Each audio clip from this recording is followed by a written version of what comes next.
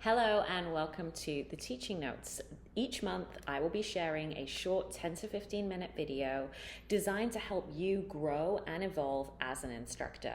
There's things that happen every single day in classes and with private sessions for me that I know happen for you as well. And I think if we talk about it, discover some strategies, we can get further with our clients and have a bigger impact.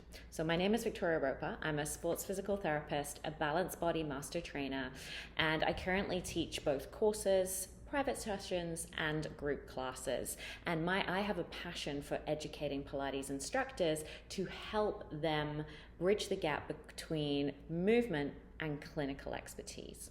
So let's get into it. This week we are talking about class planning. Now, if I keep looking off in this direction, I've got so many notes and I don't want to miss a thing. So I've managed to structure it to 3 different ways to plan your classes. Number 1 is with a set intention or focus. So let's take an example that we want to improve, whether it's a private session or a group session. We want to improve our clients' thoracic mobility. And I think everyone can do with that, to be quite honest, as we tend to move as humans really, really well from the cervical spine, really, really well from the lumbar spine, but not as well from the thoracic spine. So let's take that as our intention or our focus. We then start putting in lots of thoracic movement into our session. Now, that doesn't mean we are only doing thoracic flexion, extension, lateral flexion and rotation during the session, but it means that if we're doing, say, a reformer session and we maybe start standing with some lunges or some scooters on the reformer, we could add a stability ball or a mini stability ball here, and as we go down we could rotate or stay down, rotate back to center and come up again. We could even have the ball in our arms and maybe pass it from arm to arm, encouraging slight rotation through the thoracic. So there are many ways of adding in thoracic movement without it always being directly about the thoracic movement. Another thing I wanted to mention upon planning your class with an intention or a focus is that often, and this is really pertaining to that thoracic movement, our end goal will be to get more thoracic extension in our clients. Now, if we only focus on thoracic extension, in my experience, your results will be limited. If you kind of sneak in a bit of thoracic flexion, a bit of breath work, a bit of shoulder work and scapular mobility, and then some thoracic rotation, and start creeping in that way, then start towards the end of your session, or maybe if it's someone who's very, very restricted in that area, it might be a few sessions down the track, you can then start to add in the thoracic extension or lengthening, because some people just won't ever get to extension depending on where they start from. So that is how I would design a class with an intention or a focus at the heart of it, is to really focus on one thing. It might be glutes, always a popular class. It might be balance. You might just do a whole class on balance. It might be control. You might choose to then do a no springs challenge. Okay, your intention or your focus really can be anything that you want it to be, and you then design your class around that. The second way that you can program or organize your exercises and class plan is by spring organization. So this is obviously referring to the reformer only, or it might be the Cadillac, or it might be the chair.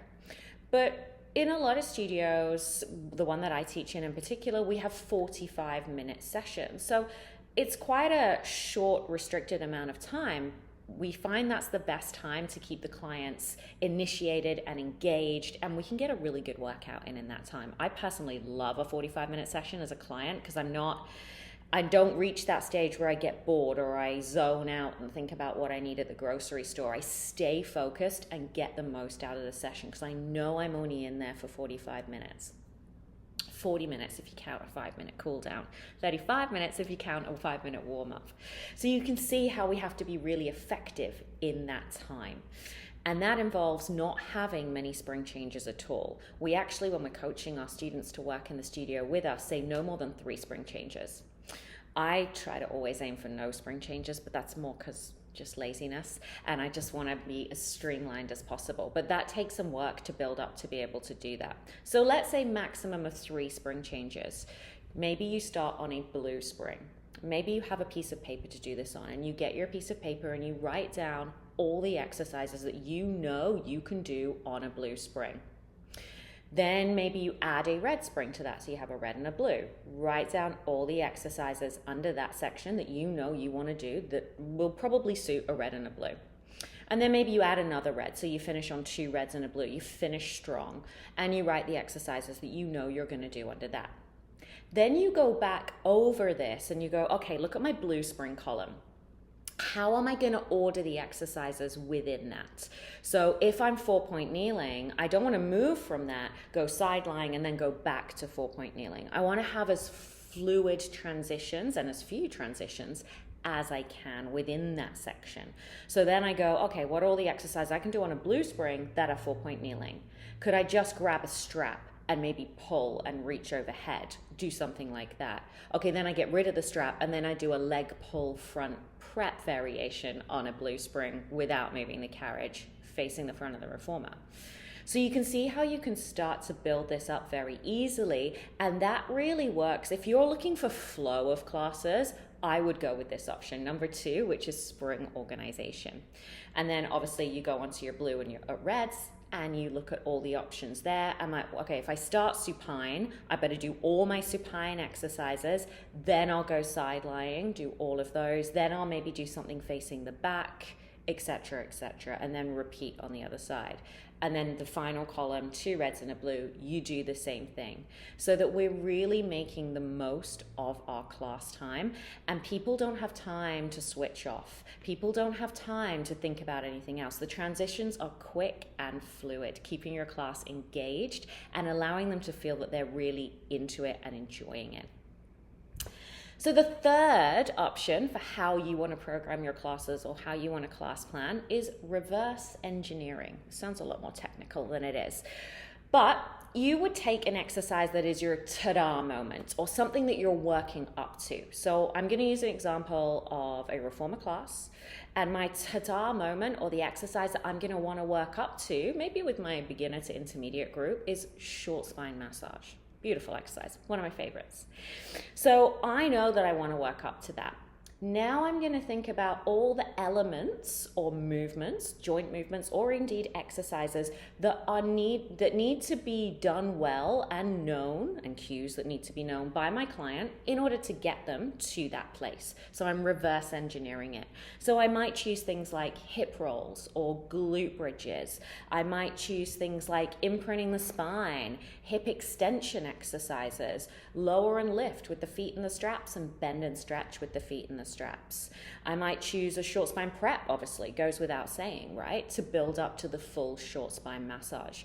People that then are not comfortable or not able to do short spine massage can stick with the short spine prep, and they're not necessarily feeling singled out and that they're doing an entirely different workout to everybody else in the class. So you can see how we start off with relatively foundational exercises. We build till our ta-da moment, and then maybe we do that again with another exercise and again with another exercise. So we have this beautiful class that has peaks and troughs throughout it. So it's not the same as a HIIT class, doing a Pilates class, where we just go balls to the walls for 40 minutes.